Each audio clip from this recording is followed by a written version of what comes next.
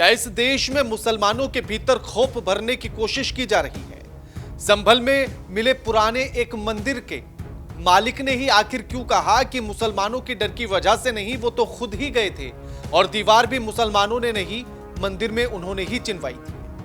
आखिर स्विट्जरलैंड ने भारत से आखिर क्यों वो स्टेटस छीन लिया है जिसे मोस्ट फेवर्ड नेशन का स्टेटस कहा जाता है? आखिर क्या जो बात शपथ ग्रहण के बाद संजय राउत ने कही थी कि बीजेपी एकनाथ शिंदे की शिवसेना को तोड़ देगी, क्या वो बात अब सच होने जा रही है? और साथ ही आखिर दिल्ली के विधानसभा चुनाव में कुरान का मुद्दा इतना तेजी से क्यों उठने लगा और आम आदमी पार्टी पर कुरान के अपमान का आरोप क्यों लगने लगा? आज इन्हीं सब मुद्दों पर बातचीत करेंगे। नमस्कार, मैं आपके साथ के राणा, इंडिया 27 देख रहे हैं आप। तो सबसे पहले बात करेंगे संभल में मिले 48 साल पुराने एक मंदिर की, और जिस मंदिर को लेकर तमाम आरोप लग रहे हैं। इसी मंदिर को लेकर मौलाना कौसर हयात खान ने यह कहा है कि जो जियाउर रहमान के आवास के पास मंदिर मिला है, उस मंदिर के मिलने से मुसलमानों में खौफ भरने की कोशिश सरकार कर रही है। आखिर एसपी और डीएम खुद इतने आतुर क्यों नजर आ रहे हैं? आखिर मंदिर के भीतर सफाई और मूर्तियों की सफाई करने के लिए वो इतने आतुर नजर क्यों आ रहे हैं? क्या इस देश में मुसलमानों को परेशान करने की एक कोशिश चल रही है?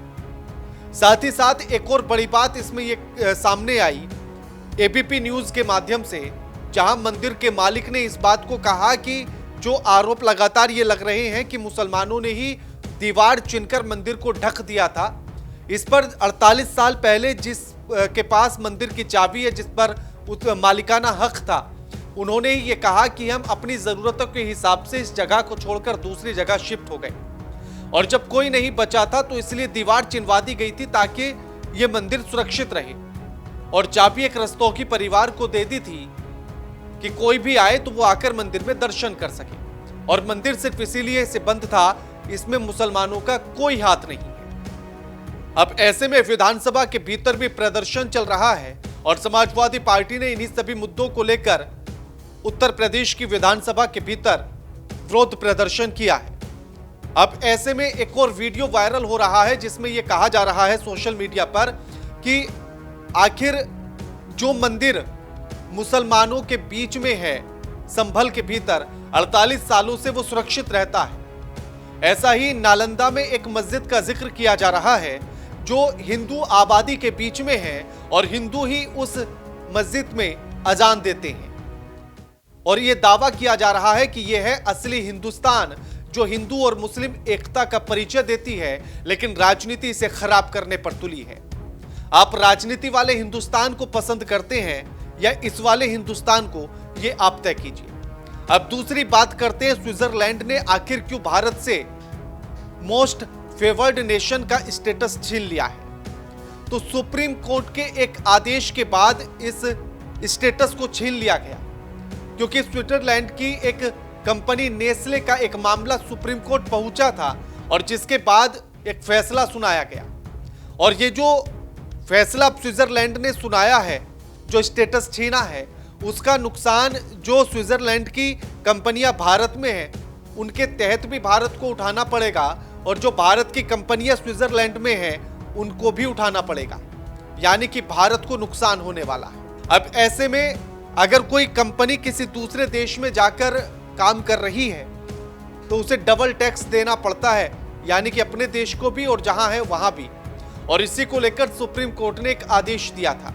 मामला पिछले साल का है और उसमें नेस्ले को लेकर सुप्रीम कोर्ट ने यह कहा था कि फैसला दिया था कि DTAA तब तक लागू नहीं किया जा सकता जब तक इसमें इनकम टैक्स एक्ट के तहत नोटिफाई नहीं किया जाए, और जो स्विस सरकार ने मोस्ट फेवर्ड नेशन का जो स्टेटस छीना है, उससे भारत की जो कंपनियां स्विट्जरलैंड में काम कर रही हैं उनके लिए बड़ा नुकसान होगा। अब ऐसे में उन्हें डबल टैक्स चुकाना होगा।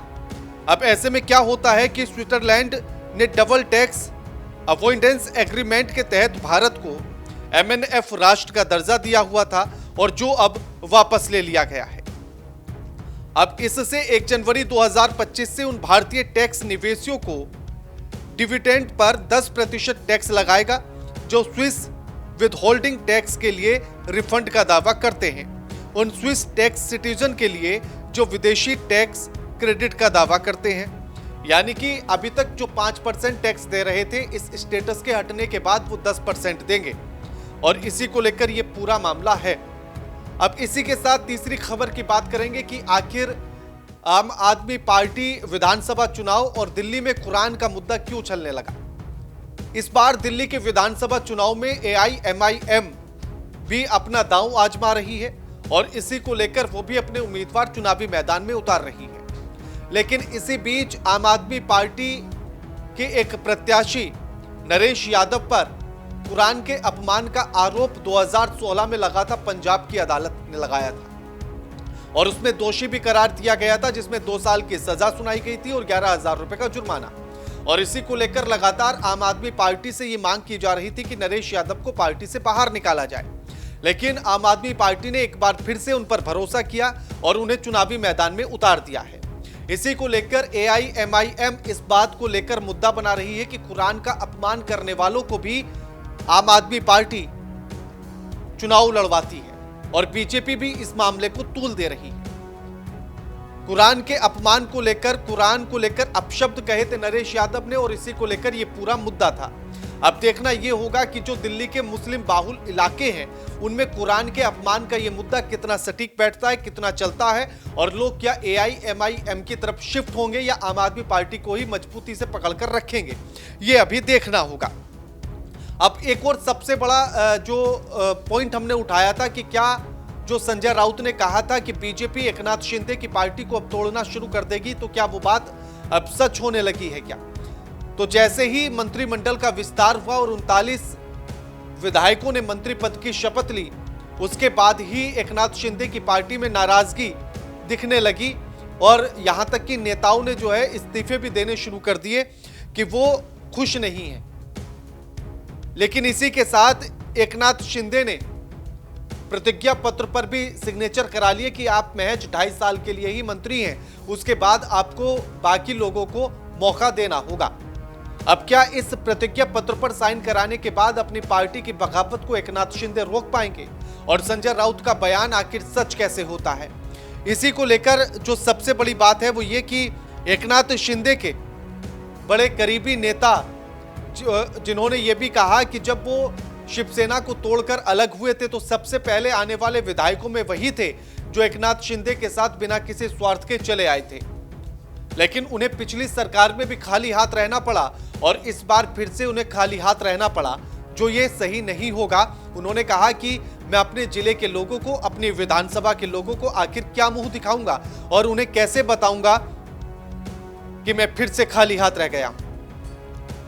उनकी पार्टी के विधायक नरेंद्र बोंडेकर जो विदर्भ के संयोजक हैं और उपनेता थे, विदर्भ के संयोजक और उपनेता के पद से उन्होंने इस्तीफा दे दिया है और उन्होंने ये कहा कि जब मैं बिना किसी स्वार्थ के एकनाथ शिंदे के साथ आया था तो आखिर मुझे ही खाली हाथ क्यों रखा गया।